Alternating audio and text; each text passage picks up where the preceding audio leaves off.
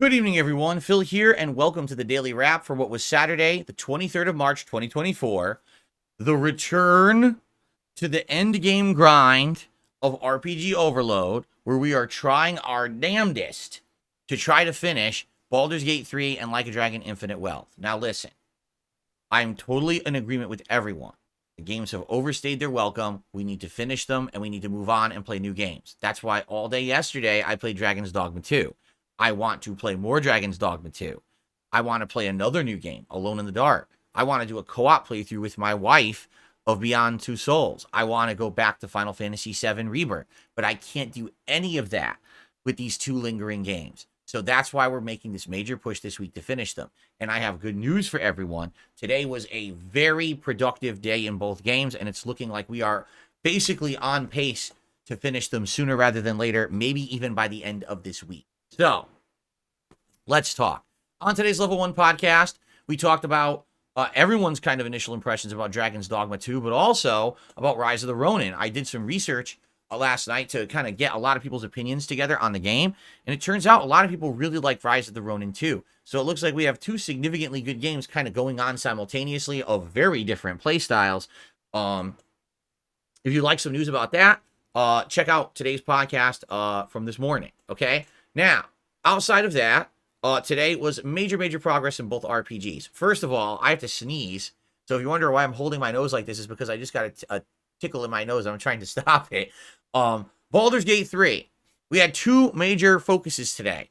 The first was to finish this dungeon of Answer. Remember, one of the plot lines is that supposedly there is an ancient dragon living underneath Baldur's Gate, unbeknownst to most people, that is essentially immortal, and you can go down there and you can, basically recruit it and try to save Baldur's Gate. So we're thinking, oh, we'll recruit this dragon to help us in the final boss fight. So there's this giant dungeon with all these challenges and things in it, and we did all that. We finished it. There was a big epic ending. All I'm going to say is, without any spoilers, it's not what it seemed like. It was major story development out of nowhere, and if you could skip that, so you could majorly miss out on tons of story elements in this game if you don't do all the side content. That was a pretty big reveal, a pretty big story reveal that I wasn't expecting. And we got two amazing pieces of equipment that we gave to Lae'zel. One is an incredibly good sword, and one's an incredibly good hat. So now we have like a crazy good party with a crazy good build. Then after that, basically the only thing left to do, if I was going to do it, was the Iron Throne, which is an underwater dungeon where you have only 6 turns to rescue a bunch of prisoners while enemies are continuously spawning inside. And basically, with a little bit of extra playtime, I think we stayed like 20 extra minutes, I did it. I beat it. And I'm not going to tell you how I did it. I'm not going to tell you if it went well, if it went horribly. All I'm going to tell you is I did complete it in one go, so no fails and no redos needed. I want you to obviously watch the video to see how it went, okay? But man, people gave me anxiety about this Iron Throne. They kept telling me it's the hardest, most annoying part of the game. You need to completely prepare for it and have a certain equipment layout for it, and make sure you have all your potions of speed and scrolls of teleporting and all of this ready.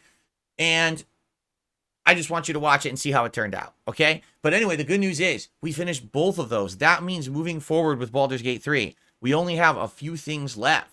Essentially shutting down the Steel Watch robots, the big culmination of the storyline with I forgot his name. It starts with the G, the guy who's running Baldur's Gate, basically. The hero of Baldur's Gate or whatever. So him, and then after that, apparently it's the end of the game. What I'm to understand is that the end of the game takes a while. Like, there's a lot to it. There's story elements to it. There's ginormous fights and stuff.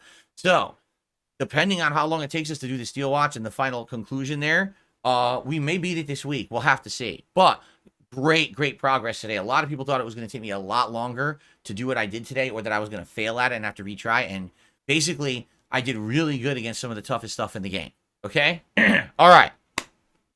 Tonight, in Like a Dragon Infinite Wealth, kind of more of the same. So we finished chapter 12. We were at the very end of boss fight. We did the boss fight, got past it. Story flipped back over to the Hawaiian group.